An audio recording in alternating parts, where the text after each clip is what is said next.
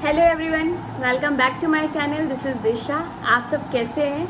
तो आज मैं आपसे बात करने वाली हूँ हमें अपने बेबीज़ को टॉय क्यों देने चाहिए। Be selective while giving toys to your baby.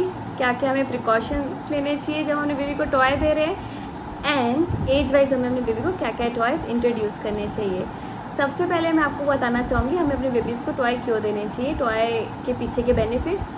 जब हम अपने बेबी को टॉयज़ देते हैं उससे उसकी social, physical and mental growth होती है। जैसे कि आपका बच्चा बाहर खेलने जाता है तो वो कई लोगों से मिलता है, उसकी सोशल ग्रोथ होती है, दौड़ता भागता है, फिजिकल ग्रोथ होती है, गेम सीखता है, गेम के अकॉर्डिंग रिस्पॉन्स करता है, वैसी उसकी मेंटल ग्रोथ होती है। तो छोटा बेबी भी जब आप उसको टॉय दे रहे हैं तो उसकी भी मेंटल फिजिकल ग्रोथ होती है। वो ऐसे होती है कि जब आप उसको टॉय दे रहे हैं, उसके साथ खेल रहे हैं, तो आपकी उसकी सोशल बॉन्डिंग स्ट्रांग होती है, फिजिकली हाथ पैर मारता है। मेंटली ग्रोथ ऐसे होती है कि आपका बेबी अगर सपोज़ ये टॉय मैं उसको दिखा रही हूँ और वो अपना हैंड टूवर्ड टॉय बढ़ा रहा है तो उसको भी समझ में आ रहा है कि अगर मेरा टॉय लेफ्ट है तो मुझे लेफ्ट साइड हाथ करना है, या राइट है तो राइट साइड हाथ करना है। तो उसकी वो अपने मेंटल एबिलिटी से रिस्पॉन्स करता है। ऐसे उसकी physical, mental and social growth होती है। अब मैं आपको बताऊंगी be selective while giving toys to your baby. तो सबसे पहले मिलूंगी, आपका बेबी तो कोई टॉय आपसे ब्रांड स्पेसिफिक नहीं मांगता, ना ही वो कॉस्टली टॉय मांगता है, ना ही वो चीप टॉय मांगता है। आपको ये ध्यान रखना है जब अपने बेबी को टॉय दे रहे हैं तो उससे बेबी का पर्पस सॉल्व होना चाहिए, मतलब बेबी इंगेज हो आपके टॉय से।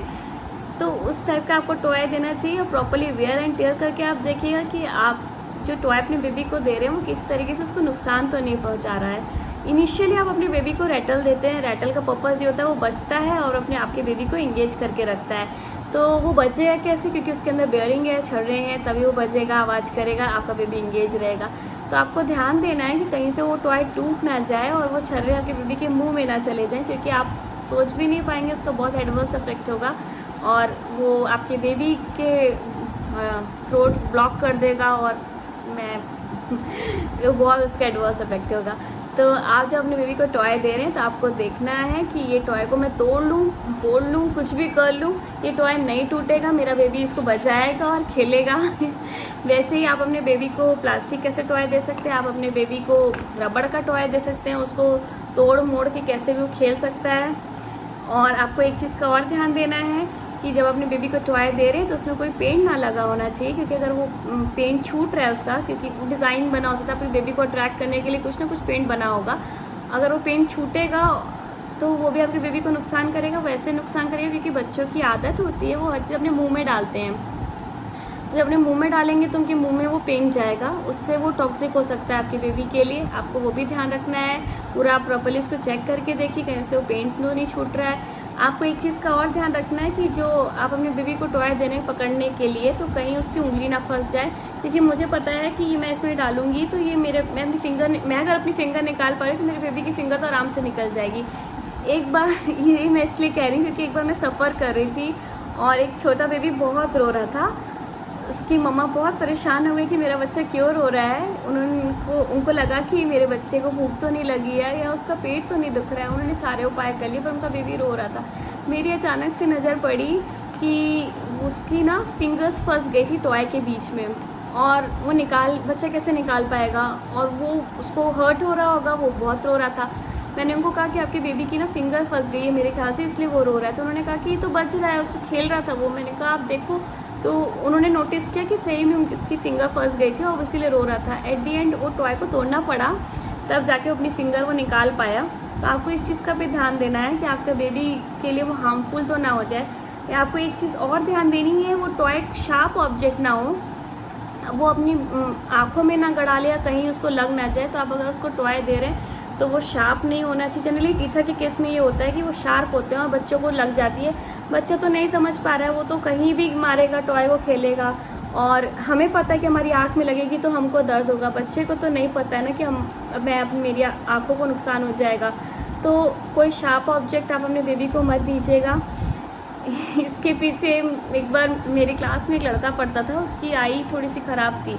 वो ऐसे थी क्योंकि उसने बचपन में अगरबत्ती जला रहा था, वो उसकी लाइट देखा, उसको अट्रैक्ट हुआ, उसने अपनी आँखों में मार लिया। तो आप इस चीज़ का भी ध्यान रखिएगा कि कोई चीज़ आपका बेबी अपनी आँखों में ना मार ले, क्योंकि वो लाइफ टाइम के लिए उसके लिए प्रॉब्लम हो जाएगी।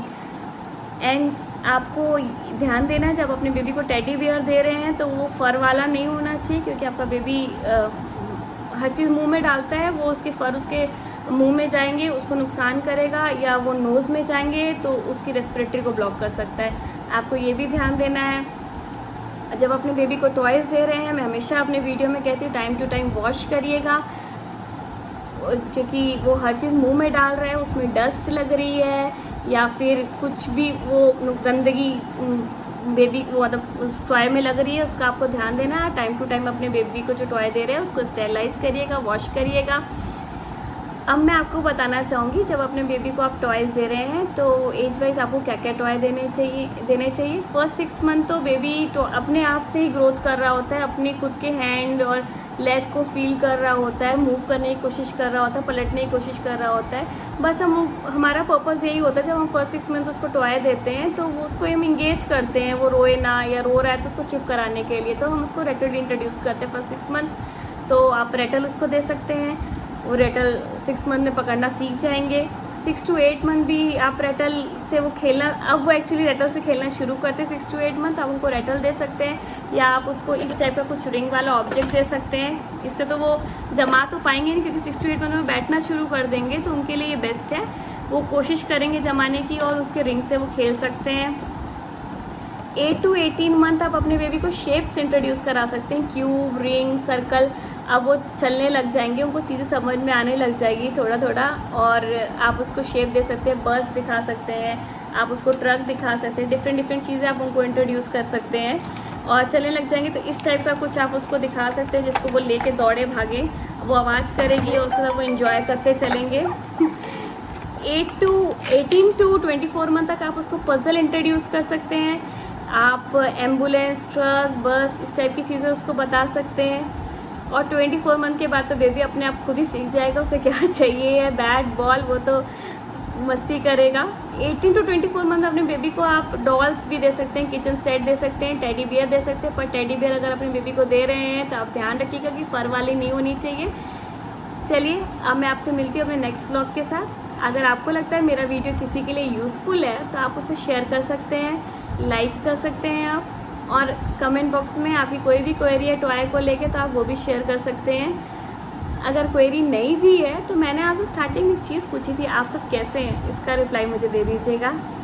चलिए अब मैं आपसे मिलती हूँ नेक्स्ट व्लॉग के साथ, तब तक के लिए बाय बाय।